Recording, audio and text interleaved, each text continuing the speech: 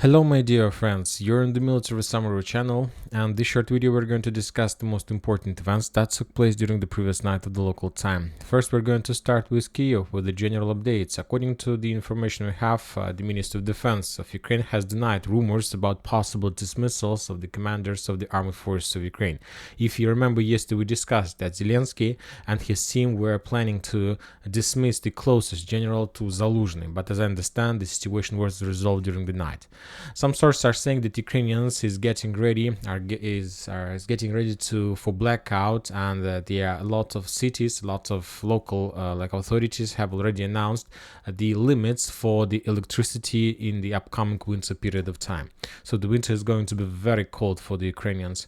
The Polish authorities and the Polish sources are saying that there are still blockade. The Polish carriers did not agree to leave the border blockade after negotiations with Ukraine. So the situation is getting worse and worse also during the winter period of time, when the Ukrainians need lots of money, as much as possible money, to support the economy and to support people. And now let's move to the situation on the ground, because we have a lot of very interesting updates as well from the, let's say, Kherson direction. The Russians continue bombardments of Ukrainian positions in Krynki. We got another geolocated video. On this video we see the bombardments of the buildings of Ukrainian foothold in this area. There are a few important things from this video. First of all, we see that the Russians still haven't managed to force the Ukrainians to step back, and another important thing we need to notice is the geolocation of the strikes. According to the geolocation and the coordinates, the bombardments took place in this area, which means that Ukrainians continue development of their foothold further to the southwest of the main positions, and they will continue doing this further in direction of Kazachyi Lakheri. Furthermore, we got another geolocated video how the Ukrainians were moving more and more soldiers, more and more infantry on the Russian bank of the river. As you can see, the weather is very bad. There is a fog above the river, so the Ukrainians are invisible for the Russian drones and intelligence, and it gives them possibilities and opportunity to send endless forces to the Russian bank of the river. Currently, it's unknown the real number of Ukrainian forces on this side, but at least a week ago there were around 1 battalion. Maybe now there are up to 2 battalions the Ukrainians managed to concentrate. Of course, as a result of clashes in this area, the Ukrainians have significant number of wounded and killed soldiers, and they have to evacuate them all the time. And the Ukrainians are sending their wounded soldiers in the city, in the capital, in the central city of this region, to Kherson, in the hospitals. And the Russians during the previous night made a very powerful strike, artillery strike or FAB 500 strike, against the hospital and against the area of the city where the Ukrainians were healing the wounded soldiers who were sent to this area from the Russian bank of the river. As a result of strike, we don't know the real numbers of Ukrainian losses, but I understand today, maybe these days, we're going to receive something. Also, the Ukrainians continue establishing control over the main roads along the Dnieper River with FPV drones, and as a result of strikes, few armored vehicles, few light vehicles, few machines were damaged or even destroyed.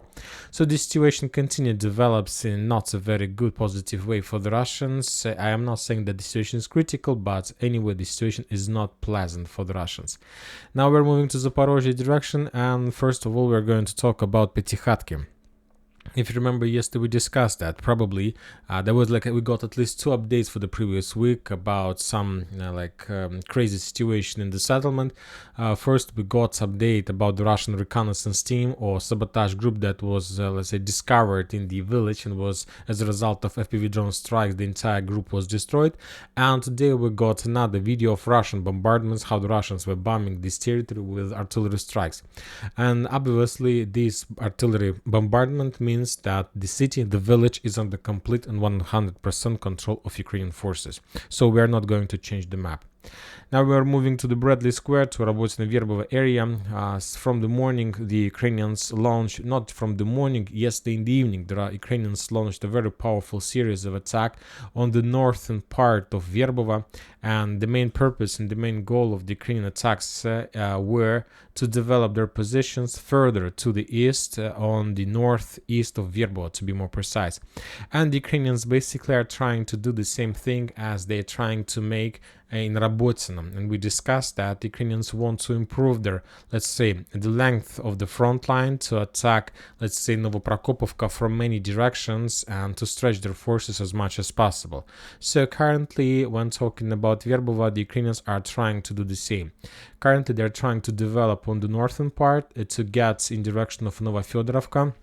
The Russians reported that there were very heavy clashes, but the Russians didn't provide any updates and any 100% proofs that they managed to repel that attack.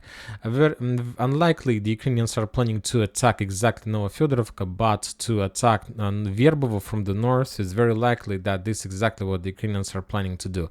From the north, obviously, the Ukrainians will try to attack from the west, and of course, the Ukrainians will try to attack to the east. So we see that the Ukrainians still try to capture Verbovo, and they still follow their idea of greatest counter-offensive operation, at least on the Zaporizhzhia direction.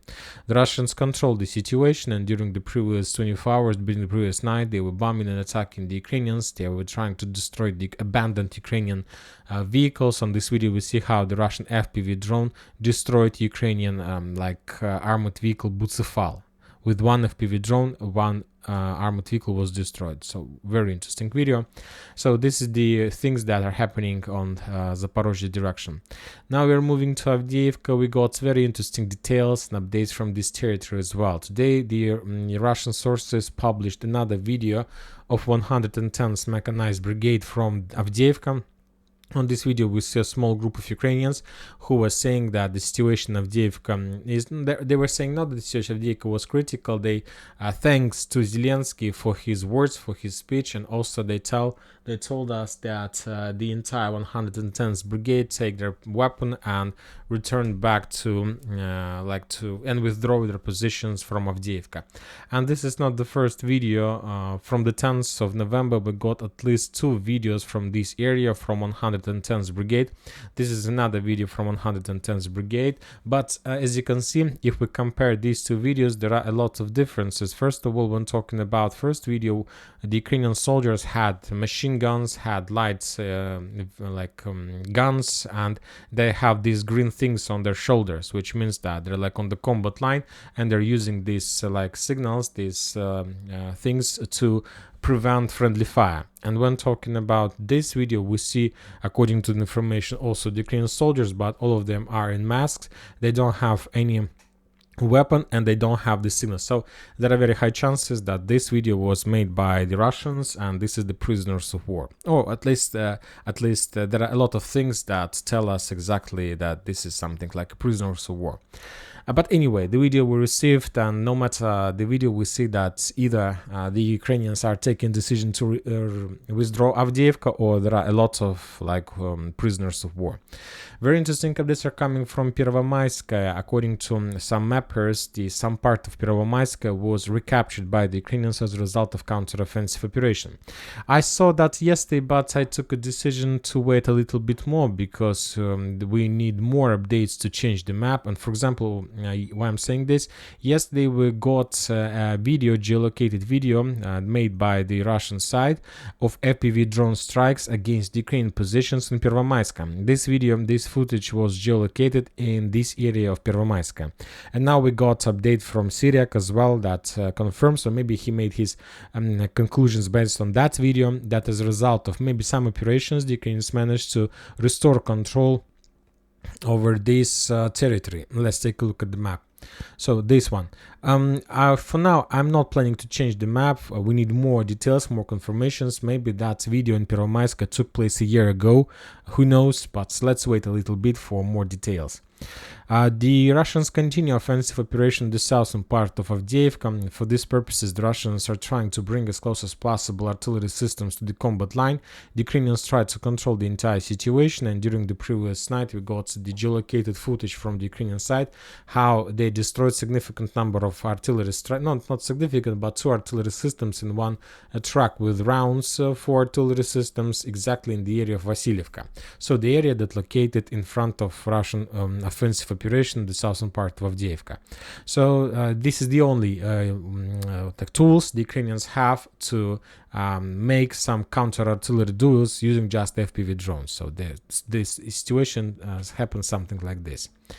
Now we are moving to Bakhmut direction. We got a lot of proofs, a lot of geolocations, a lot of sources, either Western or Russian sources, published maps and deep state map as well, published a lot of updates regarding the area between Bogdanovka, Khromovo, Yagidna. And according to information we have, according to these mappers, as a result of clashes, as a result of storming operations, the Russians managed to establish control over this territory. After this video, I will update the map and we will move the Russian positions closer to the villages like Khromovo and Bogdanovka. Furthermore, today the Russian sources are saying that the Russians launched another wave attack and currently there are clashes for this area. The Ukrainians try to slow down the Russians as they can using FPV drones, and they try to destroy the armored vehicles, the abandoned armored vehicles of infantry, and as a result, as you can see, of some strikes, few armored vehicles probably were damaged or even destroyed. The same story is taking place on the southern part in the vicinity of Klishevka. The Russians continue advance along the railways, and as a result of clashes they managed to improve their positions on the base of the hill 205.7. So the Russians continue advances, and some sources are saying that the Russians also managed to enter Klishevka and to take under control the first buildings in this area. So as I understand, the Russians will continue, and today we're going to receive more updates from this territory. The only thing that can slow down or stop the Russians is the weather, because the sources are saying that the weather is awful, and currently there are no chances for like drones, but the only thing that can work right now is Russian aviation, and the Russians are bombing this area heavily. And that's it for this short video. Military Summary channel reminds you to condemn any violence in Ukraine. Thank you for watching, subscribe to my channel, put your likes, join my Patreon, and have a good day. Bye bye.